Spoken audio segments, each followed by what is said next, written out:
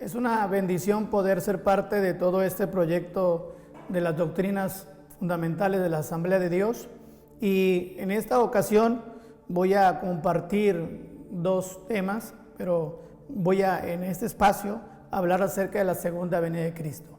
Antes de arrancar, quiero decirle, mi nombre es Armando Sánchez Salinas, director del Departamento de Educación Cristiana, y estoy aquí para poder externarles lo más esencial, básico, para que usted pueda saborear la doctrina que vamos a presentar en su casa o de donde usted vaya a estar viéndola. Y esta doctrina que voy a presentar es la venida de Cristo.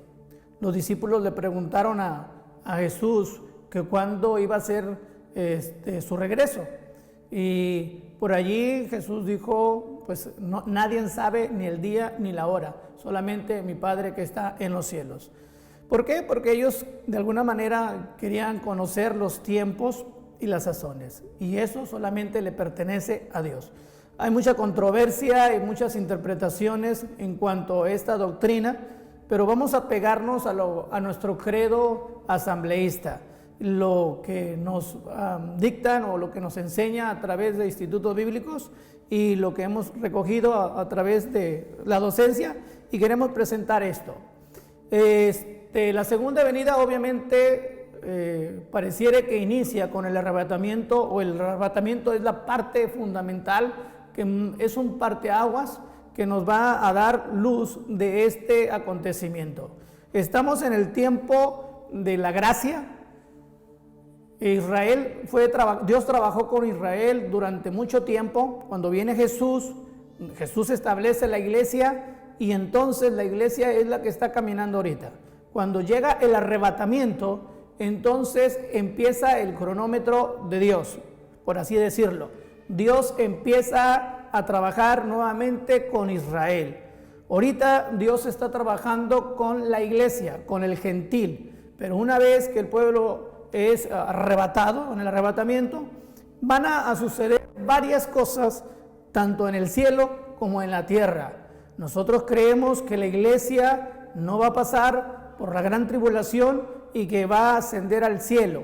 Y entonces vemos dos líneas en estos acontecimientos: sucesos que aparecen en el cielo y otros sucesos que van a aparecer en la tierra.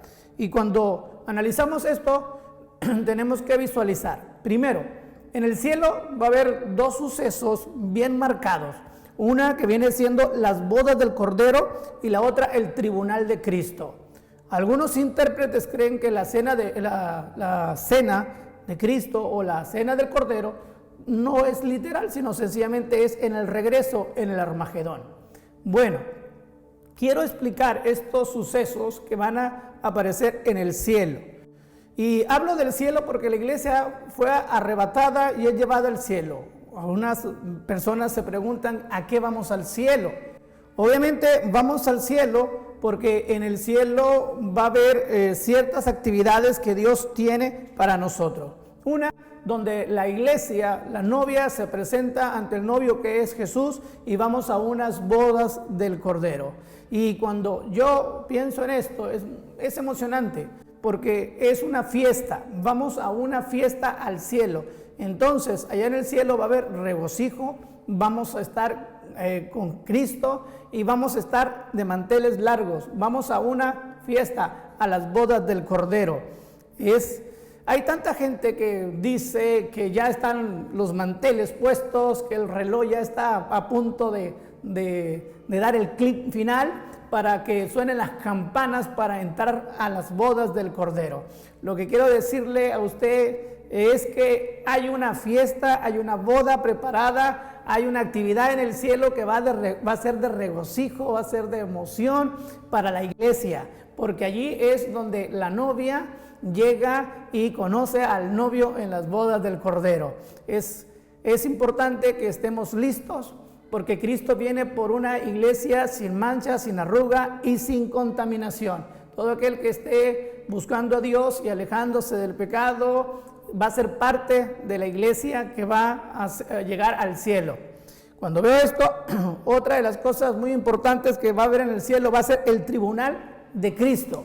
El tribunal de Cristo es recompensa que se le va a dar a todos los creyentes por sus obras que hayan realizado en la tierra. Este tribunal no es de condenación, sino sencillamente Dios va a decir: traes una obra, tráemela aquí, y esa obra va a ser pasada por fuego para verificar si esa obra fue buena o fue con buena intención y que no fue para aparentar y presumir algo. Porque a veces hacemos actividades y hacemos cosas solamente para que nos aplaudan o para que nos miren o solamente para quedar bien con ciertas personas, cuando en el fondo no estamos haciendo las cosas para Dios. Entonces ese tribunal de Cristo es para dar recompensas, para dar galardones, para dar premios, para dar coronas a todos aquellos que llegaron hasta el final. Y obviamente se llama tribunal porque esas obras van a ser puestas en prueba, van a ser canalizadas también por el fuego para ver si realmente fueron correctas. Y aunque pase la obra, se consuma porque no es una obra correcta, no significa de que no hiciste las obras bien, vas a irte al infierno. No, una vez que tú estás en el cielo, ya no hay regreso nuevamente a la tierra. Esas obras solamente es para darte recompensas. Y lo más interesante que dice la Biblia, que una vez que las coronas o los premios que se te otorgan, dice que la iglesia se las pone a los pies al Cordero, porque al final de cuentas lo que hacemos no lo hacemos en nuestras propias fuerzas, lo hacemos en el nombre de Dios. Y cuando pensamos en esto, esas son las dos cosas sobresalientes que aparecen en el cielo. Y obviamente aparece la cena del Señor, la fiesta, la comida ahí en el cielo. Hay muchas interpretaciones que vamos a comer, pero no vamos a estar pensando si vamos a comer carne asada o vamos a comer pechuga empanizada. No se preocupe, en el cielo no sé cuál comida vaya a ser, no quiero dar una asertación y decirles esto vamos a comer. La comida puede ser simbólica inclusive, porque Jesús dijo una vez: todos aquellos que hacen mi voluntad, esos están comiendo. Es una comida de parte de Dios. Y cuando pienso en esto, otros creen que la cena del Señor es cuando Jesús viene ya en el regreso. ¿Cuál es la diferencia entre el arrebatamiento y cuando Jesús viene ya de regreso? Una, que en este lado, en la primera, en el arrebatamiento, no toda la humanidad se va a ir y no todos ojo le verá. En el arrebatamiento sube la iglesia nada más y Cristo queda suspendido en el aire. Y cuando viene de regreso, ya después de los 7 años, dice que todo ojo le verá y viene a juzgar a la tierra. Entonces es una etapa que inicia con el arrebatamiento y termina cuando Cristo viene en la segunda venida. En ese lapso hay 7 años. En el cielo aparecen esos 3 sucesos y en la tierra hay un sinfín de sucesos. En la tierra están las copas, están los sellos, las trompetas, todos los juicios que están llegando aquí a la tierra. No voy a entrar a detalle con esto porque si no, aquí nos vamos a quedar. Todo el Apocalipsis no se lo voy a explicar por la cuestión de tiempo, pero sí ver sucesos así disparados que van a acontecer en la tierra. Primero son 3 años y medio de paz y seguridad, donde el anticristo aparece, hace un pacto internacional, mundial, donde une a todas las naciones y es el hombre que decreta en todo el mundo como el hombre líder político. ¿Quién será este líder? ¿Quién será el anticristo? Son interrogantes y muchas interpretaciones podríamos decir. El asunto es que este hombre une a todas las confederaciones y van a un lugar, están ellos arreglando la paz en Israel. Hay ciertas características que tiene el anticristo: trae la paz, y la otra hace un convenio con Israel para que se quite la mezquita de Omar, donde están los musulmanes, y se pueda reconstruir el templo, porque el anhelo judío es volver a construir el templo para volver a hacer los sacrificios. Recordemos que el templo siempre se ha edificado en el mismo lugar, no se ha movido en su cuestión geográfica en otros metros, sino solamente ha estado en la misma área geográfica. Es por ello que ahorita está la mezquita de Omar, está una iglesia musulmana y allí no han podido, por eso, construir el templo los judíos, allí en Jerusalén. Cuando pienso en esto, entonces, hay 3 años y medio donde se llegan esos tratados para hacer paz y seguridad. Algunos han considerado que es la tribulación, que son 3 años y medio, y después sigue la gran tribulación, donde aparece ahora sí la marca de la bestia, que es el 666, aparecen los 2 testigos, aparecen los 144,000 sellados, y empieza una devastación. ¿Por qué razón aquí en la gran tribulación a la mitad? Porque empiezan a haber los juicios, empieza a caer fuego del cielo, empieza a haber granizo, aparecen las langostas, cae la estrella que la han llamado Ajenjo, que viene y destruye una tercera parte de la tierra. Es increíble pensar que estamos viviendo en una situación, en un tiempo donde nos han invadido muchas cuestiones naturales, y lo que estamos viviendo hoy, esta pandemia y todo lo que el mundo está arrojándonos, también son señales de que el fin se está acercando. Y cuando yo veo esto, quiere decir entonces que hay un sinfín de cosas en la tierra. El hombre empieza a sufrir, inclusive algunos van a querer morirse. ¿Por qué razón? Porque si no tienen la marca de la bestia no van a poder comprar, por lo tanto la adquisición de bienes materiales no la van a tener. Entonces va a caer una gran desesperación en la humanidad que esté aquí. No estamos hablando de la iglesia, recuerden, quiero enfatizar eso. La iglesia se fue al cielo. Aquí abajo, entonces, está viviendo los gentiles que de alguna manera se quedaron, y Dios está tratando especialmente con Israel. No perdamos la línea. Dios va a tratar en la gran tribulación con Israel. ¿Por qué va a tratar? Porque es el pueblo escogido de Dios. Y Dios quiere de alguna forma sanar, restaurar a Israel. ¿Cuándo empieza a dispararse esto? Cuando el anticristo se sienta en el templo. Y una vez que se reconstruye el templo ahí en Jerusalén, el anticristo se sienta en el templo y proclama adoración. Y entonces lo que dice Mateo capítulo 24 y capítulo 25, empieza a moverse el reloj de Dios. Que la gente, los judíos, empiezan a correr a los campos, porque lo que los judíos siempre han tenido un celo muy grande es que ellos no han proclamado y no han querido adorar a otros dioses. Ellos siempre han creído que el único Dios es Jehová. Y entonces cuando llega el anticristo y proclama la adoración, ellos comprenden que cometieron un error, o el que está sentado allí no merece la adoración. Y entonces aparece la guerra en contra de los judíos. Por eso Mateo 24 dice: corran a los montes, corran a los valles. Y aparece que esos judíos empiezan a correr hacia un valle, que es el valle de Josafat o el valle de Megiddo. Y ahí es donde aparece la guerra de Armagedón.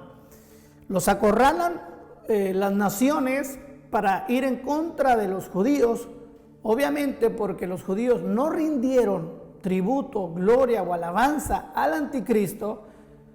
Entonces están ahí acorralados en ese valle a punto de ser asesinados, y ahí es cuando aparece la venida de Jesús.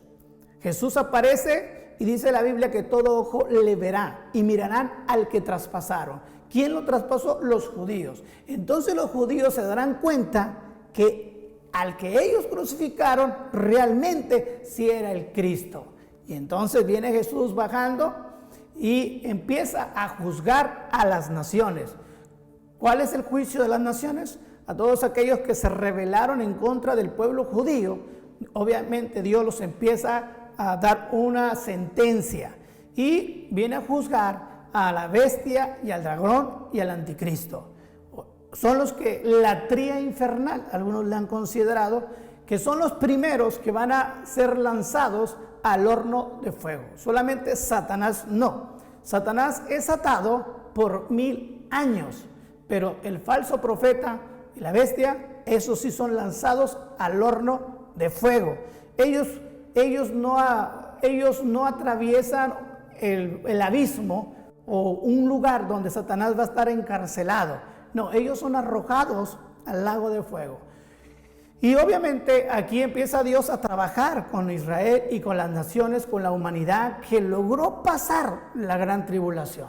Recordemos que como son juicios, son devastaciones que están llegando a la tierra, mucha humanidad va a quedar muerta. Si ahorita con la pandemia, si ustedes se están fijando, mucha gente está muriendo. Está muriendo y ahora cuando llegue el momento de las úlceras, cuando llegue el momento de las plagas que vienen, va a haber una mortandad tremenda. Y obviamente la población, la humanidad se va a ir reduciendo. Sin contar que hubo una gran cantidad de gente que se fue al cielo en el arrebatamiento o en el rapto. Entonces cuando vemos esto, para ir centralizándome en el punto donde me quedé, es en la venida de Jesús. Cuando Jesús ya viene, lo emocionante, ¿saben cuál es? Es que Jesús viene bajando del cielo y la iglesia viene con él. Eso es lo bonito. La iglesia, ¿a qué viene? La iglesia viene a habitar, a estar aquí en la tierra y entrar en el proceso del milenio. Y Jesús obviamente viene a juzgar a las naciones, pero no tanto a darles un juicio. Viene a sanar, a restaurar Israel. Recordemos que Israel siempre ha sido y es el pueblo de Dios. Por consiguiente, lo que Dios ha anhelado es la restauración de Israel. Y aquí Dios empieza a trabajar con Israel. Y esto nos va a dar la plataforma para el arranque de la siguiente fase, que viene siendo el milenio. Obviamente, como lo indica su palabra, gramaticalmente son 1000 años aquí en la tierra. Ciertas personas hablan de la tierra paradisiaca o una tierra feliz, que llegan y tocan ahí en las puertas para decirnos que estamos o vamos a vivir aquí por 1000 años. Es correcto, vamos a vivir por 1000 años aquí. No se asuste cuando le toquen la puerta en su casa. Es correcto, vamos a estar aquí. Lo que tienen ellos nada más es una especie de interpretación de que la iglesia no va a pasar, no va a ir al cielo. Ellos dicen nada más que va a pasar por la gran tribulación la iglesia. Este grupo lo enseña así, que la iglesia va a pasar por la gran tribulación y luego entra el milenio. Y se cree, ellos interpretan que ya están en el milenio. Es por eso que están haciendo casas bonitas, lugares bonitos, porque creen que el milenio o el gobierno que aparece en el milenio está contaminado y que ellos tienen su gobierno teocrático y que es Dios el que lo va a regir. Por eso aparecen las tres corrientes: los pre-amilenialistas, los post-amilenialistas y los amilenialistas. Los que no creen que va a haber milenio, los que creen que la iglesia va a ser levantada antes de la gran tribulación y los que creen que la iglesia no va a ser arrebatada y que va a pasar la gran tribulación. Son posturas, obviamente, doctrinales que ciertos grupos a veces la enseñan. Nosotros creemos que la iglesia va a ser arrebatada al cielo y luego que la iglesia regresa para entrar entonces al milenio. Y la guerra de Armagedón es la que es el parteaguas. Allí en el valle de Josafat, allí en el valle de Megiddo, es cuando se da la gran batalla. Todos los ejércitos van con una tecnología de punta, pero dice la Biblia que con el poder de su palabra, con el poder de su boca, acaba a todos. Y entonces es la guerra ganada. Entra el milenio y Dios lo que más anhela es trabajar con Israel, la restauración futura, como lo miró Isaías. ¿Por qué razón? Porque quiere Dios trabajar con su pueblo Israel. Ahorita estamos en la gracia, estamos en el tiempo donde Dios trabaja con el gentil, donde está formando a la iglesia. Y la iglesia viene, pero la iglesia viene para ser reyes y sacerdotes durante el milenio. Y recordemos, la iglesia viene con un cuerpo glorificado. ¿Va a comer o no va a comer la iglesia? Recuerden que es un cuerpo glorificado. Si vamos a un análisis, Jesús comió una vez que Él murió, cuando aparece con un cuerpo glorificado. Entonces, hay muchas interrogantes, que cómo va a ser el cuerpo, vamos a estar todos de un solo color, vamos a estar flaquitos o delgaditos, vamos a hablar el mismo idioma, ¿qué idioma vamos a hablar? ¿Español, inglés? Yo creo que va a ser español. No se crean, ese idioma va a ser un idioma que va a ensamblar y va a ser un idioma angelical. ¿Por qué razón? Porque viene la iglesia a juzgar, no a juzgar, a dirigir, la palabra correcta, a dirigir toda la gente que pasó, que duró o logró pasar la gran tribulación y que ahora entra al milenio en carne y hueso. Quiere decir que va a haber dos tipos de pobladores: los pobladores que son la iglesia, que vienen con un cuerpo glorificado, dirigidos y comandados, y el rey es Jesús, y la otra que empieza a entrar o entra al milenio en carne y hueso. Ojo con eso. ¿Por qué razón? Porque eso va a despertar el cierre de los 1000 años, la guerra de Gog y Magog. Entonces, cuando vemos esto, Satanás es arrojado y dice que es encarcelado por 1000 años. Entonces el dragón y la bestia, los que engañaron a la gente, esos son arrojados entonces al lago de fuego, un lugar que ya está preparado para ellos y para todos aquellos que lo vayan a seguir.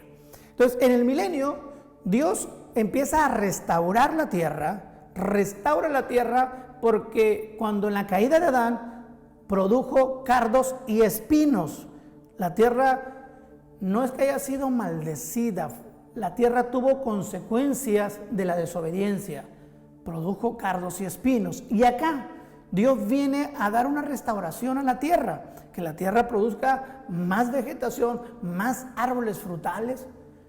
Y la otra, con los animales, a los animales se le quita lo fiero, se le quita lo agresivo. Por eso dice que el niño jugará con el león y va a andar el cachorro y van a andar todos ahí felices.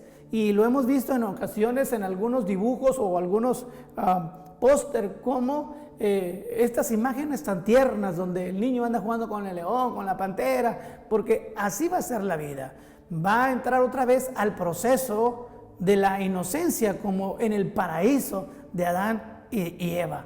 Empieza una situación distinta en la tierra. Los hombres que quedan aquí en carne y hueso, obviamente van a hacer su vida, e inclusive la Biblia dice que la vida se alarga a la vida de los robles, de los árboles, que esos aproximadamente, según la historia, tienen 500 a 600 años.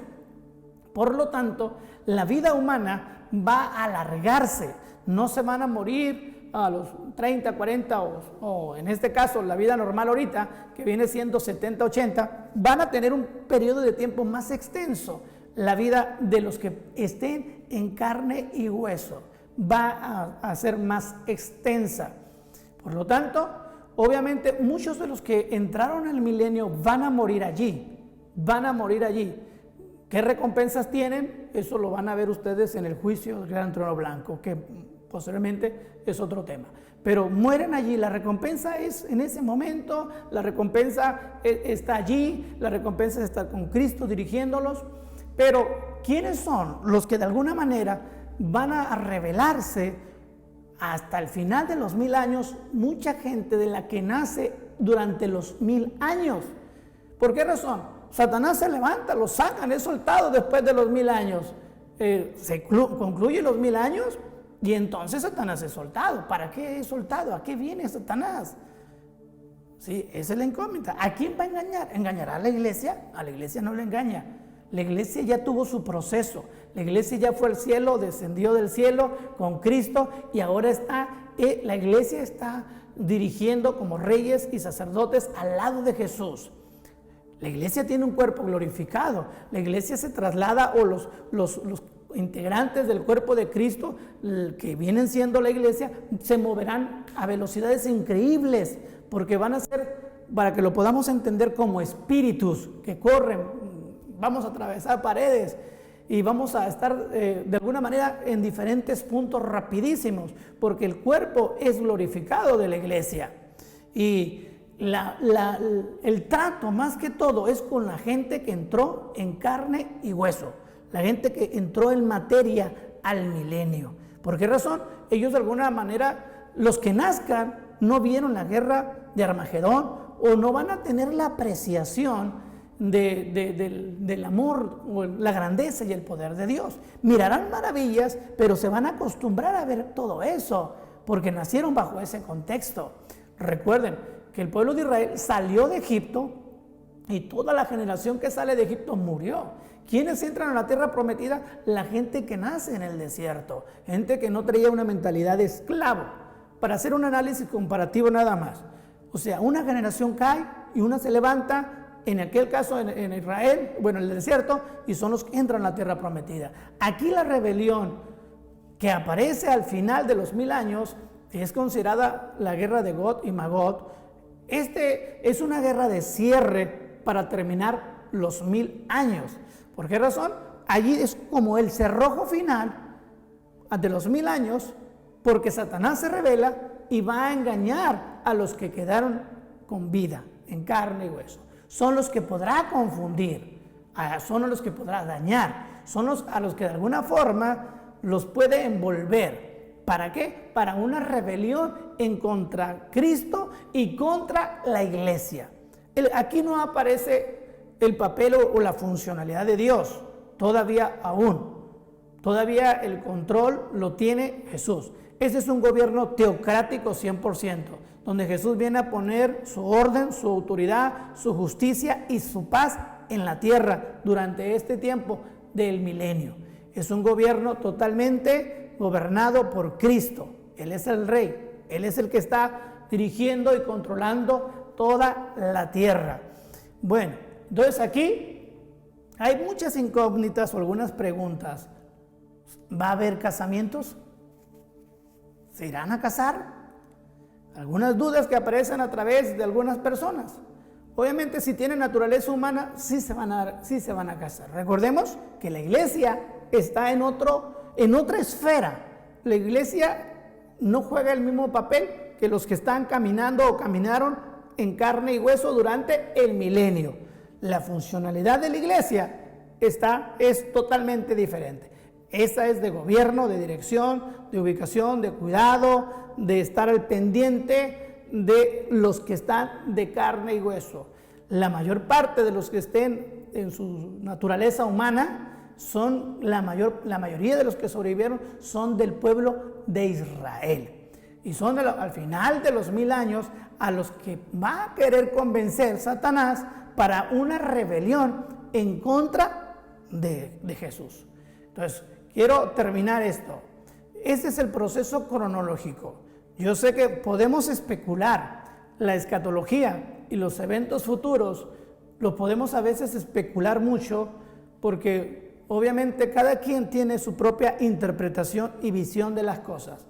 Solamente lo que les quiero decir o lo que les acabé de decir es lo que nuestro credo constitucional marca en cuestión de cronología de tiempo y de eventos futuros. Sé que hay muchas cosas que son desconocidas y que a ciencia cierta no podemos afirmarlas, y que hay muchas preguntas y muchas incógnitas del futuro, también lo sé.